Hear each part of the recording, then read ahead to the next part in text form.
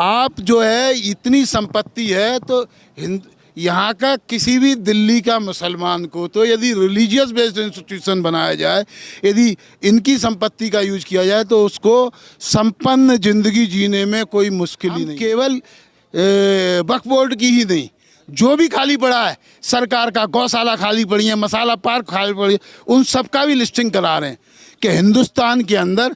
तो ये जो है इसमें भी हमने बहुत सारी संपत्तियां पाई हैं और उनका सही तरह यूटिलाइजेशन का प्लान है। सबको रोजगार मिले। हमको सबसे ज़्यादा जो हिंदुस्तान में सबसे ताकतवर संस्था है जो देश का विकास कर सकती है, वो धर्म बेस्ड संस्थान ही कर सकते हैं, चाहे वो वक्फ बोर्ड हो, चाहे हिंदुओं के मंदिर हो, चाहे चर्च हो। क्योंकि सबसे ज़्यादा संपत्ति हिंदुस्तान में धार्मिक संस्थानों पे है। शोषक सरकार भी हो सकती है, धर्मगुरु भी शोषक हो सकते हैं। Power corrupts the person and absolute power corrupts absolutely.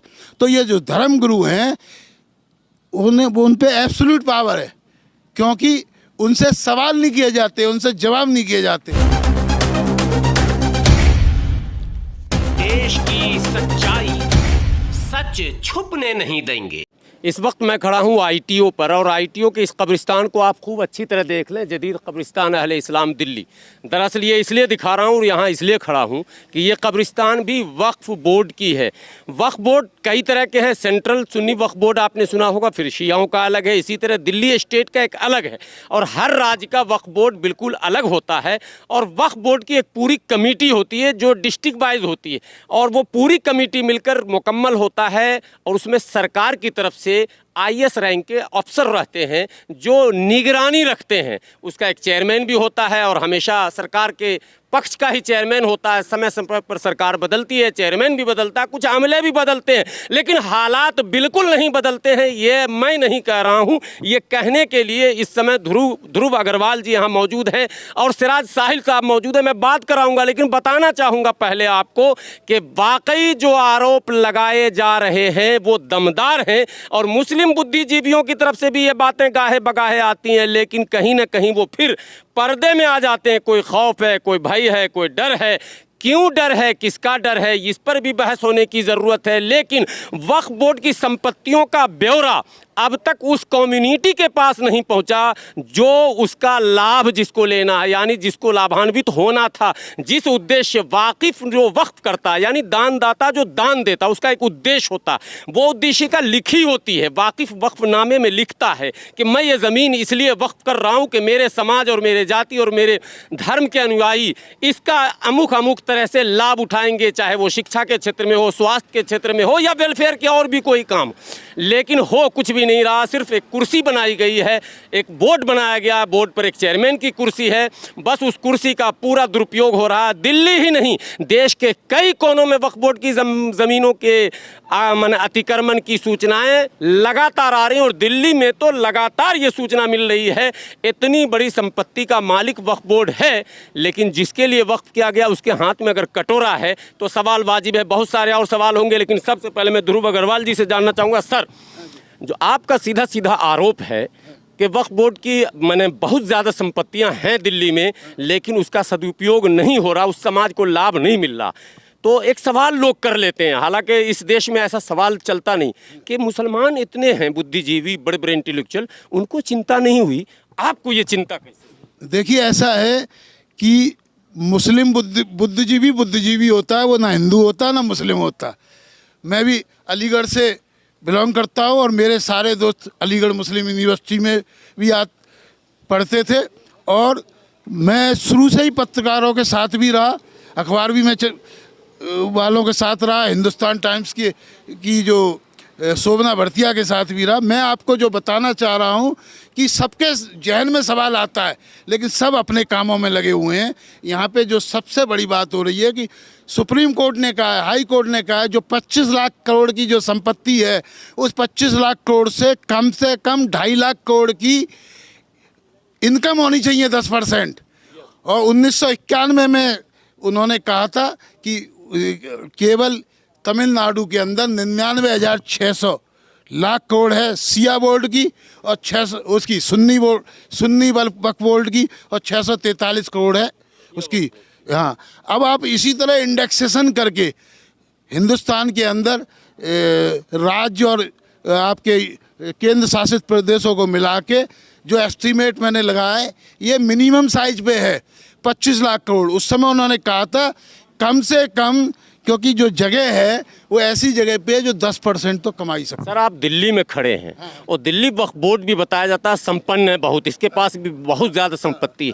कोई ब्यौरा पेपर वर्क कुछ आपने किया क्या? देखिए, दिल्ली के अंदर मैंने आपको जो बताया, केवल 5 शहरों के अंदर, 5 शहर जिसमें दिल्ली, बॉम्बे, कलकत्ता, चेन्नई के और एक हैदराबाद भी जोड़ लीजिए, 5 शहरों के अंदर ही केवल 10 से 12 लाख करोड़ रुपए संपत्ति, 10-12 लाख करोड़ संपत्ति जो 1991 के जो हाँ डेटा आया, उस समय एक कमेटी भी बनी थी, शीतलवन या कोई जो भी है, जज का मेरा नाम नहीं है, तो वो कमेटी थी। उसके हिसाब से उन्होंने उस समय कहा था कि जो प्राइम जगह है, जैसे दिल्ली में वक्फ बोर्ड की इनकम कम से कम 20% होनी चाहिए जितनी संपत्ति का।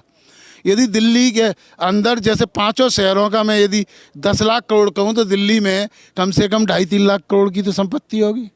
यदि 2.5 लाख करोड़ की संपत्ति का 10% होता है 25,000 करोड़ और 20% होता है 50,000 करोड़। यदि उसका सही किया जाए तो 50,000 करोड़ यदि दिल्ली के वक्फ बोर्ड कमाई कर सकता है, यदि उसको ढंग से मैनेज करे, जहाँ एक दिन का किराया 1-1 लाख रुपया सूट का किराया है, जो होटलों का किराया है, छोटे से छोटे जो करोल बाग में होटल हैं उनका 5 से 10,000 रुपये। यहाँ चांदनी चौक में भी काफ़ी संपत्ति है। हाँ, तो जो VIP जगह पे संपत्ति है, एक विजय गोयल जी ने एक छोटी सी जगह थी उसको हवेली बना दिया, विदेशों से लोग बाग आ रहे हैं। आप जो है इतनी संपत्ति है, तो यहाँ का किसी भी दिल्ली का मुसलमान को तो यदि रिलीजियस बेस्ड इंस्टीट्यूशन बनाया जाए, यदि इनकी संपत्ति का यूज किया जाए, तो उसको संपन्न जिंदगी जीने में कोई मुश्किल ही नहीं है। यदि उसको बांटा भी जाए ना, डिस्ट्रीब्यूट किया जाए वक्फ बोर्ड की संपत्ति को, कैसे पारदर्शिता आएगी? ये कुछ फार्मूला? पारदर्शिता आएगी हिसाब किताब से, उसका हिसाब किताब रखा जाए, प्रॉपर मैनेजमेंट किया जाए। जो उस जगह का जो नॉन परफॉर्मिंग पड़ी हुई है, हालांकि हमारी जो संस्था है, हम पूरे देश के अंदर सारी जगह जो खाली पड़ी है, जो अनयूटिलाइज हुई है, जो सरकार कहती है NPA उनको जो बैंक का लोन नहीं चुका पाते, हम उसको नॉन परफॉर्मिंग असेट करते हैं। जो खाली पड़ी है, जो बेकार पड़ी है, उसमें अलग अलग ग्रुप हैं जो पूरा सर्वेक्षण कर रहे हैं। हमारी जो IAS ऑफिसर्स की टीम है, उसके अलावा कम से कम 5 लाख। आप इस पर काम करने का इरादा रखते हैं? रोड मैप आपके पास है? हम रख रहे हैं, अभी आपको इसी में दिखाएंगे। पब्लिक अगर आपसे जुड़ना चाहे, चूंकि ये एक बड़ी लड़ाई है और माइनॉरिटी के वेलफेयर से जुड़ा मामला, तो आप लीड कर सकते हैं। हाँ, लीड कर सकते हैं, लेकिन जो अभी हमारा जो काम है, हम ये एक पार्ट ऑफ द काम है। हम केवल वक्फ बोर्ड की ही नहीं, जो भी खाली पड़ा है, सरकार का गौशाला खाली पड़ी है, मसाला पार्क खाली पड़ी है, उन सब का भी लिस्टिंग करा रहे हैं कि हिंदुस्तान के अंदर। तो ये जो है, इसमें भी हमने बहुत सारी संपत्तियां पाई हैं और उनका सही तरह यूटिलाइजेशन का प्लान है। सबको रोजगार मिल सकता है। हर मुस्लिम परिवार केवल रिलीजियस बेस्ड इंस्टीट्यूशन के, मतलब ऐसा नहीं है किताबें लिखी गई हैं इस पर, ऐप.com है। ये जो बात है, ये केवल मैं प्रेस के सामने नहीं कह रहा हूँ, ये रिटन में है, डॉक्यूमेंट्स है, मेरे मोबाइल में ही है। मोबाइल के अंदर उसका डॉक्यूमेंट्स का वो है, जिसमें कई IAS अफसरों के नाम है। उसमें क्लियर लिखा हुआ है कि हमको सबसे ज़्यादा, जो हिंदुस्तान में सबसे ताकतवर संस्था है जो देश का विकास कर सकती है, वो धर्म बेस्ड संस्थान ही कर सकते हैं, चाहे वो वक्फ बोर्ड हो, चाहे हिंदुओं के मंदिर हो, चाहे चर्च हो। क्योंकि सबसे ज़्यादा संपत्ति हिंदुस्तान में धार्मिक संस्थानों पे है और इसमें मुस्लिम समाज पे तो सबसे ज़्यादा है। क्यों? क्योंकि एक डर पैदा हो गया था पाकिस्तान के बाद, तो हर मुस्लिम ने कहा कम खाएंगे लेकिन अपने धर्म को मजबूत रखेंगे, मस्जिदें बनाएंगे, और तो इसलिए सैक्रिफाइस किया। बहुत सारे लोग क्या करते हैं कि जो उनको मैं जामिया के अंदर जो बैंक का उसका ऑडिट किया, वो लोग कैलकुलेशन करने आते थे कि भैया हमारी कितनी ब्याज हमारे में क्रेडिट हुई, उतना ही ब्याज का अमाउंट वो सीधा दान कर दिया करते थे। तो काफ़ी पैसा है, लेकिन उस पैसे का सही यूज करना है और उपयोग शुरू हो गया है, हम करके रहेंगे, ये हम आपको बता दें। ये मीडिया अंतिम सवाल, क्या सरकार को आप कहेंगे कि इन संपत्तियों का राष्ट्रीयकरण कर दिया जाए, ऐसा भी कोई प्लान? हमारा नाम ही असरकारी है, हमें पता है हमारा सारा मॉडल उसमें हैं, अफसर ज़्यादा हैं, वो सरकार में रहे हैं और उनको पता है कि सरकार के सेक्रेटरी होते हुए भी हम कुछ नहीं कर पाए। तो इसलिए हमारा मॉडल का नाम ही है असरकारी मॉडल, यानी सरकारी नहीं है और असरकारी है। इसके अंदर प्लानिंग कमीशन के सदस्य भी हमारे साथ जुड़े हुए हैं और अल्टरनेटिव प्लानिंग कमीशन है, एपकॉम हमारा नाम है। बहुत सारे मतलब कई मुद्दों पे क्रूसेड इंडिया है, धर्म युद्ध, जिसका मतलब है भ्रष्ट और विध्वंसकारी व्यवस्था के विरुद्ध धर्म युद्ध है। और ये धर्म युद्ध है, ये मुस्लिमों के लिए भी है, हिंदुओं के लिए भी है, जहाँ भी है धर्म युद्ध हो रहा है। धर्म युद्ध धर्म के खिलाफ नहीं है, धर्म की आड़ में लूटने वालों के खिलाफ, धर्म की आड़ में लूटने वालों के खिलाफ है कि धर्म की आड़ में आप पंगु मत बनाइए।